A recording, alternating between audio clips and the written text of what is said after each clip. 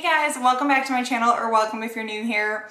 I'm Jamie, and today I wanted to come on and show you how I get this wavy hair look and what products I use and the tool that I use. So the tool that I'm going to be featuring in today's video is this Bondi Boost Waver, and this is the largest barrel waver that I could find. This is like 32 millimeters. I'll link to the product below in the description.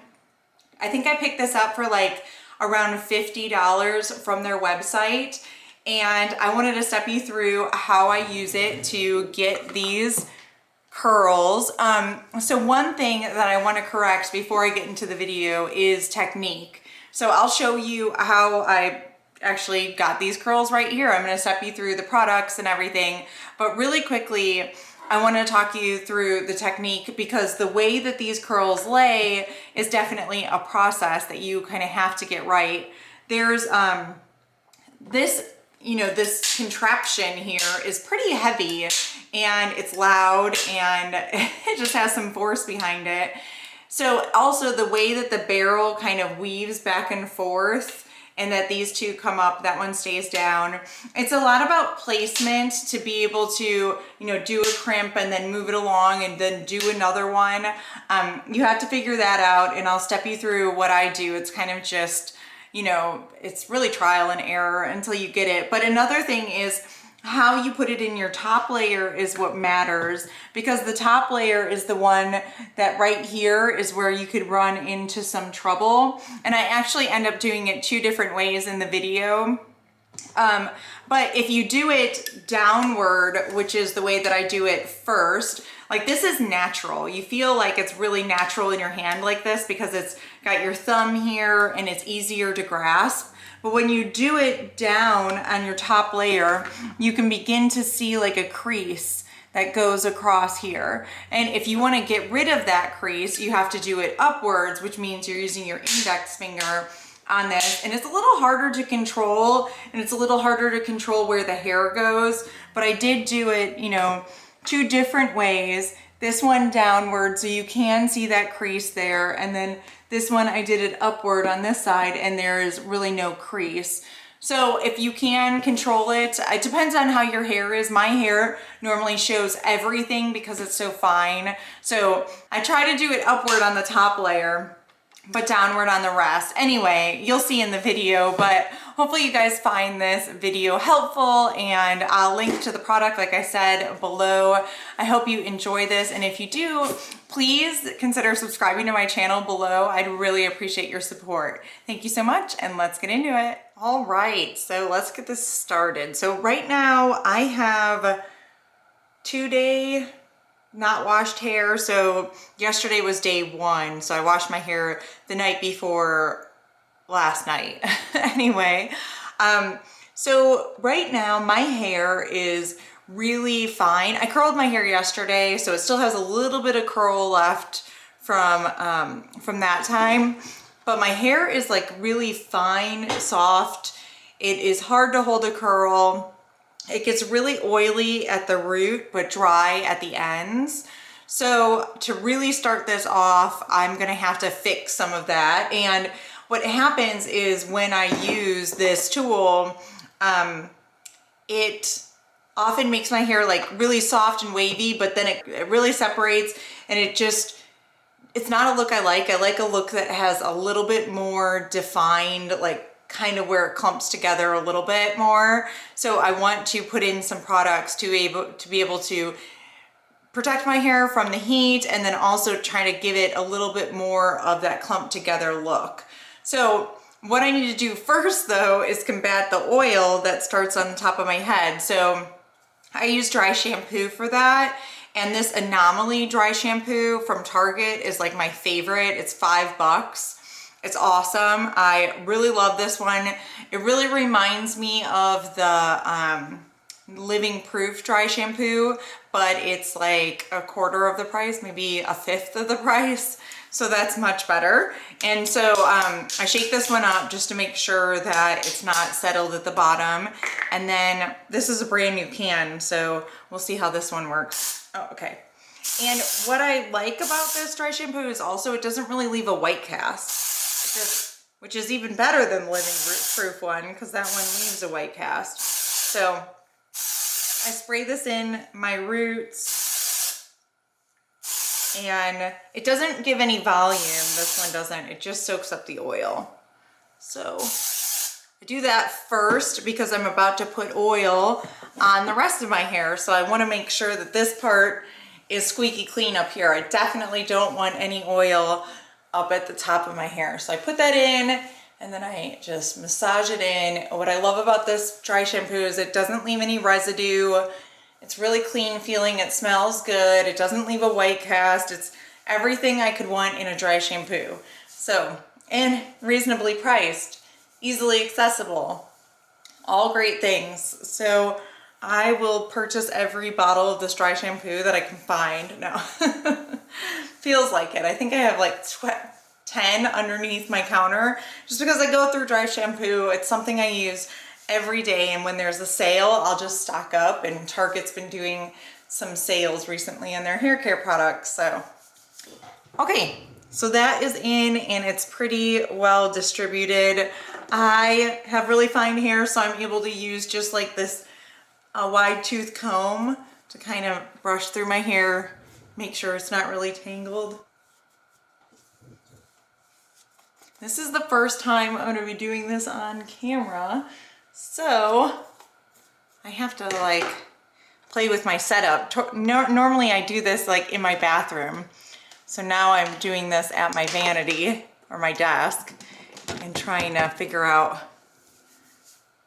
placement. Okay, so we have that. So what I normally use is I do separate my hair with these little clips, hair clips. Any kind of hair clip will work. Sorry, I have spare hairs I'm trying to get off me. So any kind of hair clip will work, but I do use these little ones. Then I want to put some of the heat protectant in my hair. So I have this Kenra Platinum Blowout Mist. So this is ultra lightweight, and this kind of leaves like a greasier type of texture. It's different than the rest of them. For me, it's oily, so I just kind of put it in my hands and, you know, comb it through my hair. And I don't put much at the base because that's where I get the oiliest. And I don't spend too much time heating up.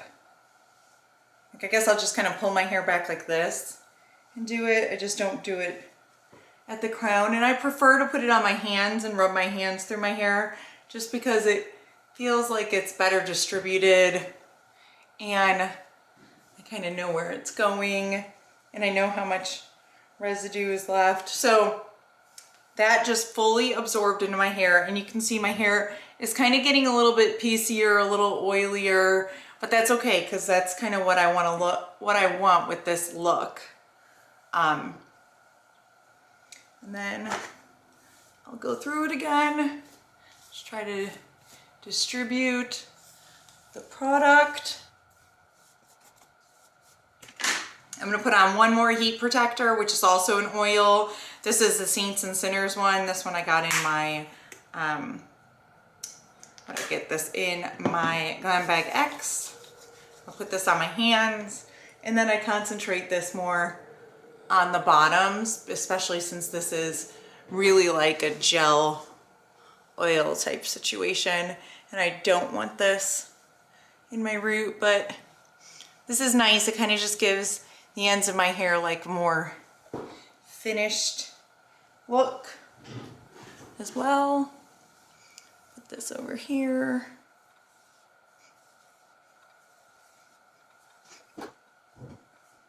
All right, so now we're ready to rock and roll. I'm gonna brush this through one more time. So even though it might, like my hair feels a little oily right now, it definitely will kind of dissipate and soak into my hair as the day goes by. So that will go away. So then I kind of just split my hair down the back, pull it around the sides.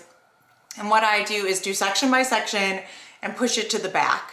Similar to how I curl my hair. I just do it the same way. So we'll start with the way back and the bottom. So I just take this more front piece. My hair is really fine, so I can kind of do larger sections.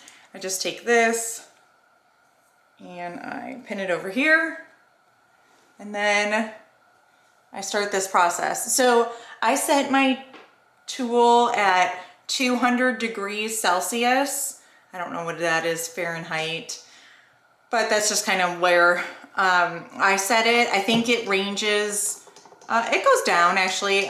200 is pretty much right at the top. 210 is the highest. So I set mine anywhere between like 190 and 200. So I am going to take the furthest most piece back, and I actually only have like a pretty little section here. I want to see how it goes. So what's weird about this one too is the shape. So if I went like traditionally hands up and I did this, there's going to be a big kink in my hair. So what you want to do with this tool is put it the opposite way. You want to put the top, so do you see what's going on here?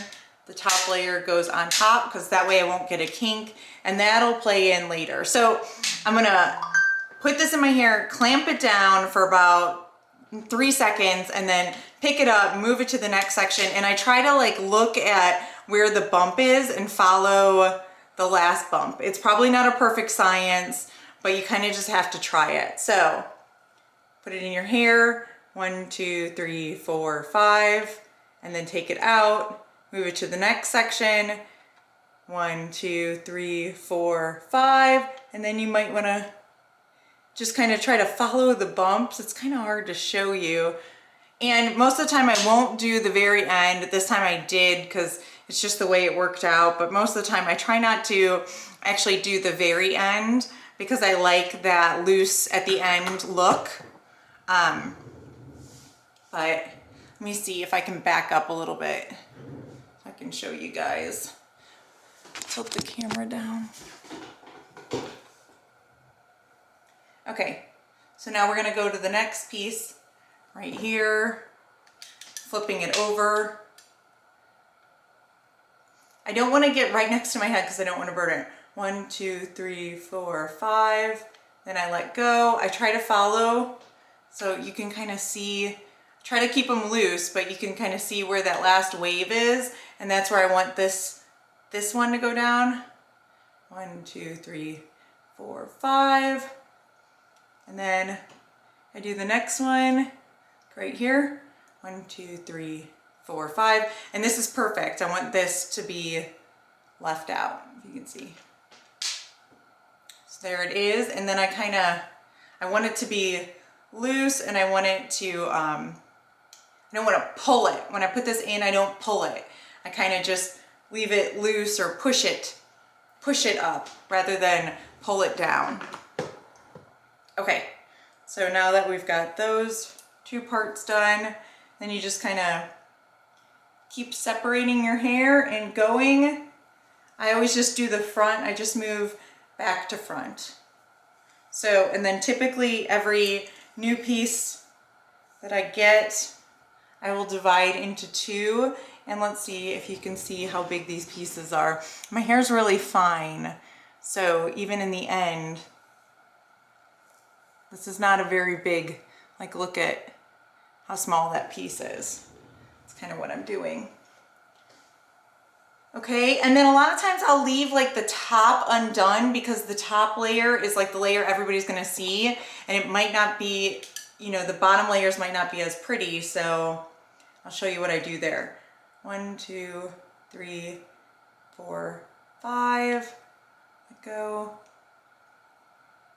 I think it's like a science, an art, 2, 3, 4, 5, let go, and then you can kind of see the last bump was right there. So 1, 2, 3, 4, 5. And there it is. I mean, my hair's already kind of wavy from yesterday, so I don't know if you can tell all that much, but you'll definitely be able to tell in the end. So this one has some of the very top piece in it. So I'm gonna actually separate that top piece and leave it. So I'll do a chunk of top piece next. Okay, so backwards. Find that last bubble.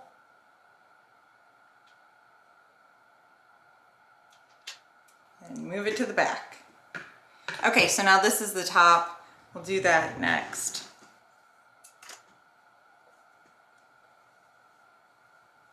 So I just want to show you one part of the top, and then I'm going to fast forward through a bunch of this. So then I'll take like one top section. I know that this has a lot of the top section.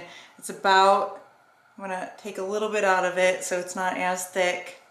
Then this is the part where it's really important to make sure you're doing the flip, because that's how it's going to look cute, and you kind of want to tilt it down.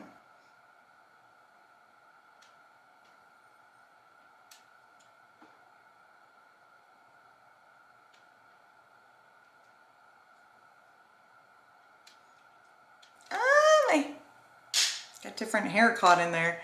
Okay, and then the last section was this. I feel like I could do one more section down here.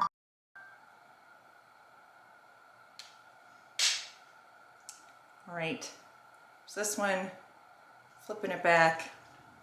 All right, so now I'm gonna fast forward for a little bit.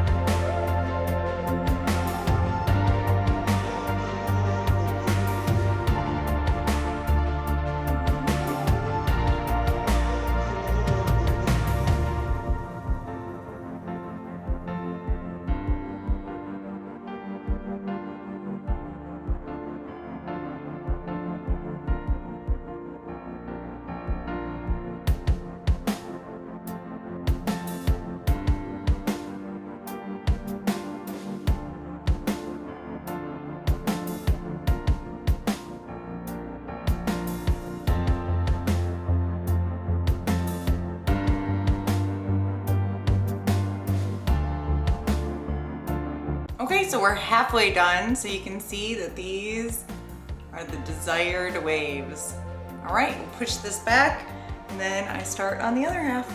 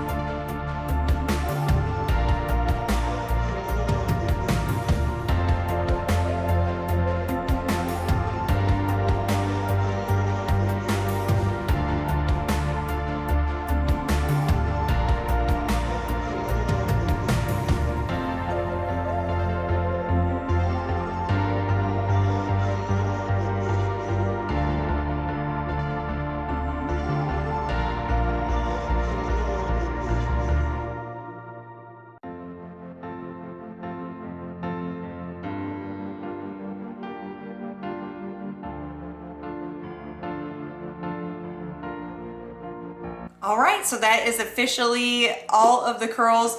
If I was to do this with not being recorded, I think I could get this hair done really rather quickly, maybe in 10 minutes, 15 minutes max. It's pretty easy hairstyle.